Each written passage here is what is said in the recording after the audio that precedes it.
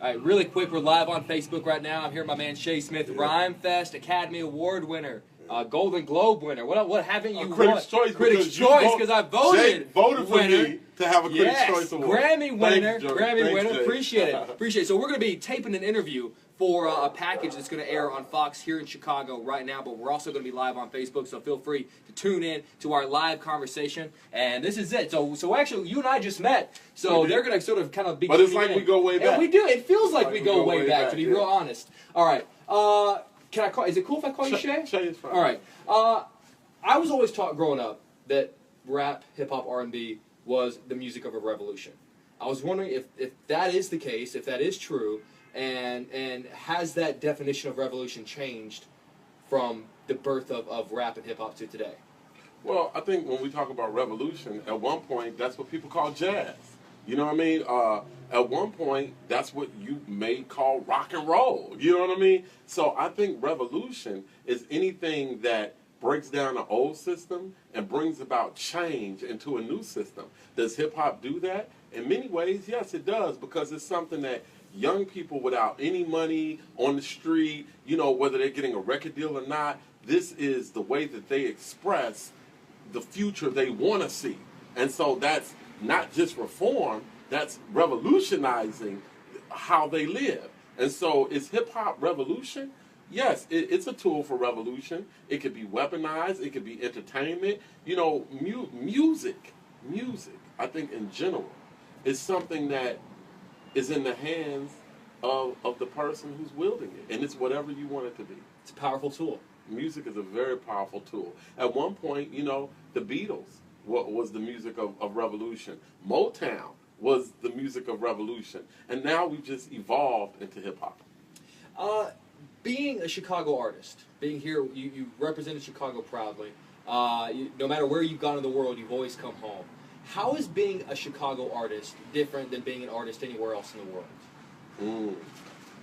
You know, Chicago is the house of house music. It's the home of the blues. You can go right downtown to Buddy Guy's. You know, Ramsey Lewis, famous jazz artist, is from Chicago. Curtis Mayfield. You know what I mean? Fallout Boy. You know, in Chicago. You know, so it's Lollapalooza, Chicago. This is the consciousness of music for the world. Like this is a blue collar town built on top of communities. You can't run Chicago from the top down. I think that's the problem some of our politicians are having, trying to run it from a top down perspective. Chicago is from a ground up type of place, right? And we come with hundreds of years of history of work and pride in various Irish communities, strong Irish communities, strong black communities, strong Italian communities, Greek, Jewish communities. And Chicago is the world. We're the world. Now, New York might be the financial capital of the world, but Chicago is the consciousness of the world. I like that. I want to talk about, we walk through your house, and you see the Grammy, you see the Oscar, you see the Golden Globe, you see the Critics' Choice Award. This is such an uncertain business. At what point do you know that you've made it? When you're holding the Oscar, do you know that you've made it? When you're holding the Grammy, do you know that you've made it? Or do you still feel like you haven't made it? You know that you've made it when you found your replacement, and when you've trained your replacement, and when you see your replacement carrying on the legacy of greatness. You know that you've made it when you come back to the community that raised you, and they accept you, and they're proud of you. And you can help rebuild that community and build other people from that place that you've grown from. Awards are inanimate objects, you know what I mean? A lot of people get awards and are forgotten about. How do you know that you made it? You know that you made it when you feel the satisfaction of your family embracing you and saying you have fulfilled the promise. Whose replacement were you? Who did I replace? I think that I walk in the shadow, in the footsteps of Curtis Mayfield, who's also from Chicago, who when you look at his legacy, I'm your mama, I'm your daddy, I'm that in the alley. He was talking about the struggle of a community and you could see it in his life and in the way he played.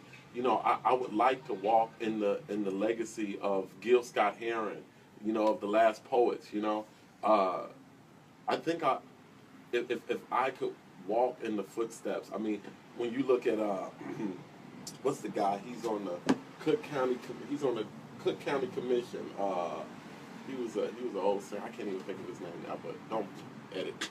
But like, you know, I would like to walk in the footsteps of those people who were musicians, but also strong community members. What is it going to take for someone to replace you one day when that day comes? Training. You have to set, number one, you have to set an example. Number two, you have to have some type of success so that people can say, yeah, that's what we want to, you know, be. But we have a program where I teach creative writing to young people called Donda's House, which is named after Kanye's late mom, Dr. Donda West. And, you know, I directly hands-on teach young people. And it's not for them to be famous. It's for them to learn writing techniques, to learn the history of music. And I'm always trying to find my replacement. Yeah. You made headlines recently when you tried to report an armed robbery and you were treated by the CPD, as you described, disgustingly. What was that experience like? What was the experience of the aftermath like? And was there anything positive that came out of that?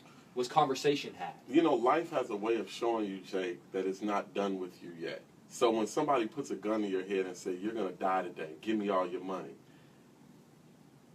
what I felt sympathy in a way for this guy, because I'm thinking, it's 8 o'clock in the morning on a Saturday, and this is what you choose as a career path.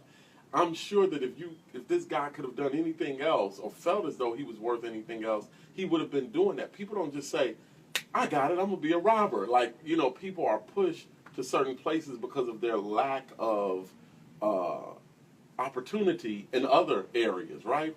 And then you go to report the crime, and then you feel like I'm getting robbed again of my tax dollars because they're like, get the hell out of here. We don't even want to. So you get 2 robberies in one day.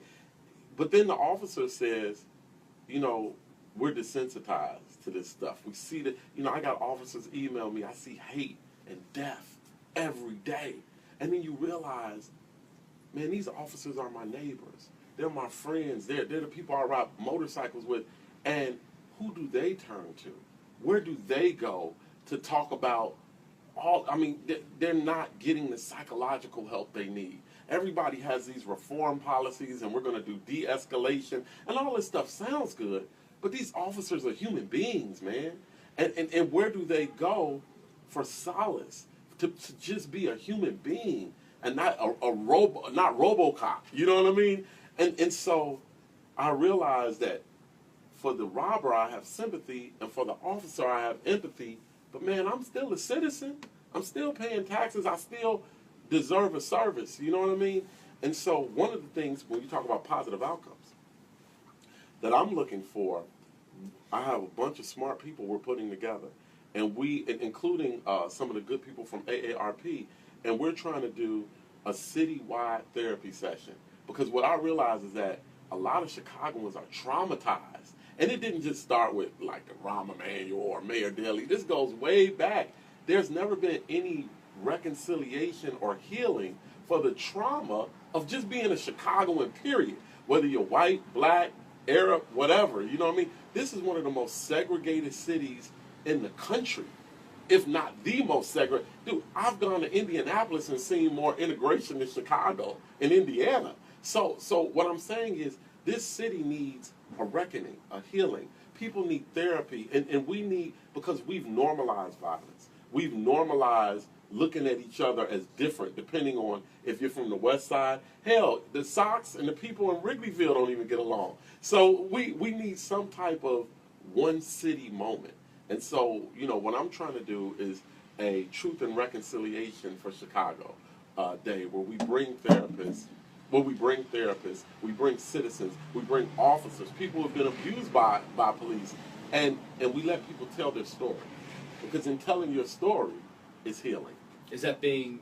It's being put together. Yeah. And we have some very smart people, very smart therapists, psychologists, that are helping put this together, and we're going to have more details on this mid-August. I'm sorry, mid-October.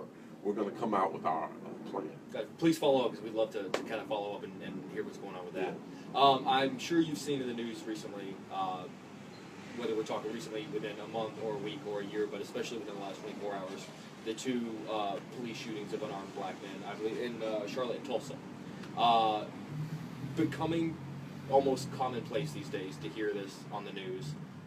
Any reaction to, if not the ones over the last year, just the one within the last 24 hours? You know, I stay with the belief that your local politician and your local police officer is your employee. You are the employer. When we talk about these type of situations, we can't come at it from an oppressor-oppressee type thing. You have to come at it like our company, which is America, our city, our country, our company is headed in the wrong direction. And how do we get our company back on track? How do we get our employees, which are our politicians? They serve us. Those are civil servants. We, the police, serve and protect. We as citizens have to come together and say what we would like to see. We have to be clear about the changes we would like to see made. It can't just be from a standpoint of stop. It can't just be from a standpoint of, you know, it's us against you. We, again, police officers, many of them, are parts of our community. So how do we get our company, our community, back on the right track? And how do we help our servants to best serve community? That should be the prime directive. It can't be us against them. Again, many officers are under extreme trauma. Many of them may have PTSD and have a badge and a gun in escalated situations with mental trauma, which makes for even worse situations. How do we make sure that these officers have the therapy that they need? How do we remove the red tape and the barriers from citizens and officers and even politicians getting the help? How do we remove the stigma from it? I believe that we, as a country, you know, we're going to have presidential debates next week. This is what we're looking for from our candidates, to tell the American people what the plan is for healing and becoming one country again, one community again, and not this community of us versus them. We have to break down this separation and segregation of who we are as human beings. I don't know if that answers your question, but at least for me, I can't come at it like us against the police or the police are against me. I have to come at it like the police work for me. And how do I have so much stake in this community that the police have to work for me and have to work with me as a community member? You know, there are things that we have to do as a community to take care of our children, to take care of our nephews and our cousins. You know, think about it. Yes, police are killing people, but somebody hopped in my car the week before last and put a gun to my head that wasn't a police officer. So it's like in between a cop and a hard place. You know, you have to, we as a community have to deal with ourselves, and we have to deal with the people who we have elected to serve us. And I think that it's a challenge, but it's not insurmountable. Absolutely. Shifting gears for a second. So much. Does that make sense? And absolutely, 100%. So much of your life, your career up to this point, based around the relationships that you've made up to this point. Is there one in particular that you think you would credit to being responsible for where you're at right now? Decisions that I've made that I would credit for where am I at right now? You're a successful man. You got so? Yeah. You don't? success is relative. You know what I mean? Success is how do you feel today? Based off your gauge, then. Well, we said when you came in and you said, "Oh, look at all these awards." I said, "Yeah, but that was yesterday." Mm-hmm. You know what I mean? Like once you do an act, the act is done. You wake up the next day. What are you doing today? The way I view success is, what did I do today? Not what did I do yesterday. What I did yesterday, man, oh, that was great. But I wake up and I'm still young. I still have strength. Yo, you gotta get out there and work every day. And so, but is there any? Yes, I made a decision to stay curious. I made a decision to always be considerate of other viewpoints. I made a decision to not stop evolving. And that decision, I think, leads me to new heights all the time. I like the commercial with the Dos Equis guy, the most interesting man in the world. Yeah. Yeah. And I once asked Kenneth Cole, we were on his boat, man, and Kenneth Cole has this big boat, and we're in Martha's Vineyard, and we're like selling. And I said, man, how do you become the most interesting man in the world? Because I looked at Kenneth Cole as like a guy of amazing wealth and intrigue. And then I said, how do you become the most interesting man in the world? He said, stay interested in everything. So I believe that a continuation of curiosity and intrigue in everyone else just gives me the appearance of intelligence. I mean, how can you be a good writer if you're not curious in other people and other things and other places and other events? How can you be? Yeah. And look at the ones who were great, but then at some point said that they were great and really believed they were great and isolated themselves because they were great. And what happened to their works? I mean, any kind of artist, filmmaker, songwriter, author. Any kind of artist. Like the moment you stop being curious and the moment you stop being a student is the moment you stop being successful. I hear that.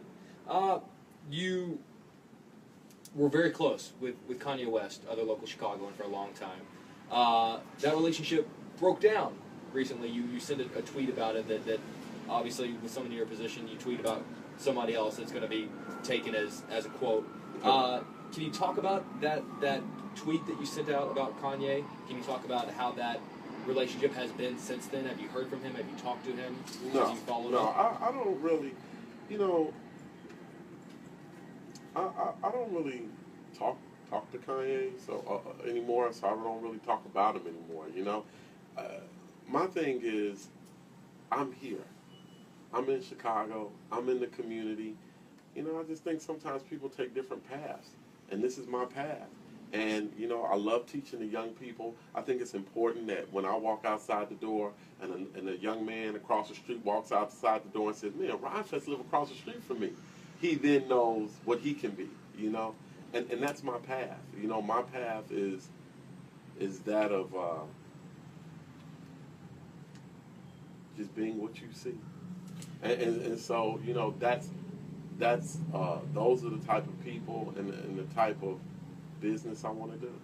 When someone's telling your story one day and they're using different kind of adjectives to describe you, if one person at the end of the day says, hey, he was a Chicagoan, is that the ultimate compliment?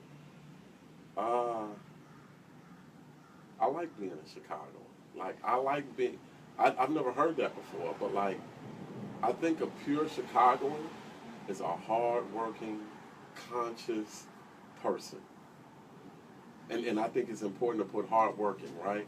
I mean, not to down any other places, but we're not like the place with like sunshine all the time and you wake up at 11 o'clock and you work until 2 o'clock and then you go home and have a nap and go back.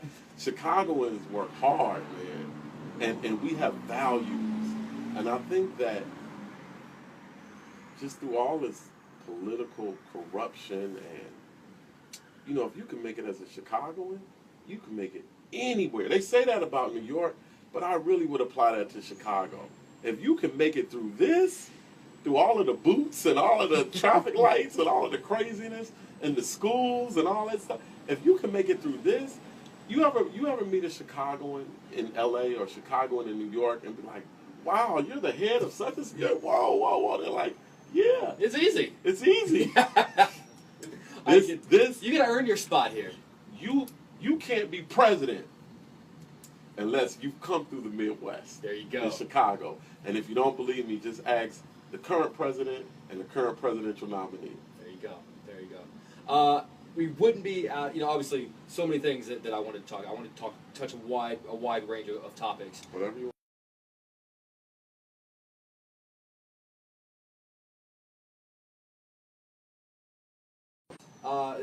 Art experience, music, a little bit of everything. Equally important for the artists themselves? Yeah, because the RHYMEFEST is, remember, everything we're talking about is intertwined and interconnected with community. And the RHYMEFEST is a festival that the Common Ground Foundation,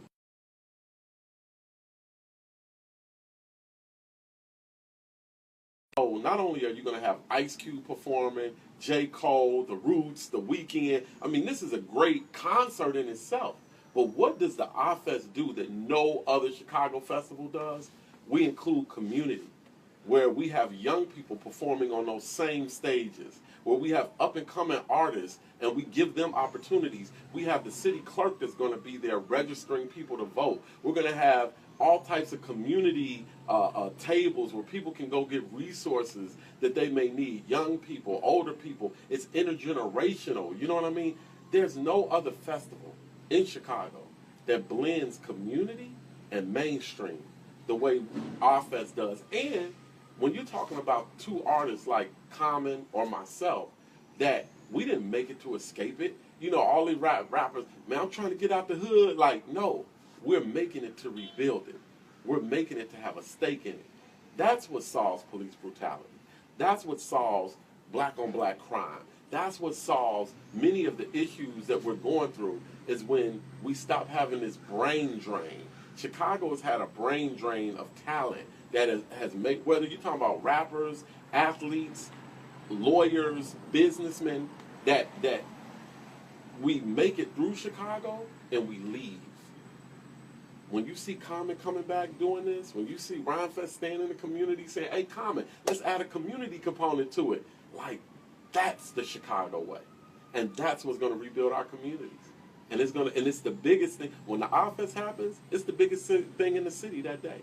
And when you see it, when there's a kid out there that comes out to RHYMEFEST, and they see you, and they see Common, and they're inspired to hopefully be as big as you guys are one day, you also want them to remember, like, hey, don't forget about the community, don't forget about everybody else. Because there has to be a CBE, a community benefit, a CBA, a community benefits agreement. You know what I mean? Like, there's no up-and-coming artist that I talk to that I don't ask them, okay, so what do you do past music? What do you do past visual arts? Because your art is only a commercial for your product. So, okay, I like your commercial. What's your product? There you go. It's an honor chat with you, man. Thanks, I can talk to you all day. All right, we're still live on Facebook. All right, our first interview together. How'd I do? Our first time. You did great, man. You did great. That was a good Jake. conversation. Yes, sir. That was a damn good conversation. Yeah. All right. Remember Jake and the Fat Man? No, you're too young to remember Jake and the Fat Man. And you were thinking of Jerry Butler, the Iceman. Yeah, why did you say that, man? Iceman, Jerry Butler. I figured you would probably know. Yeah, All right, we're going to say bye to everybody on Facebook Live. Peace. All right, guys. We're out of here. We'll see you later.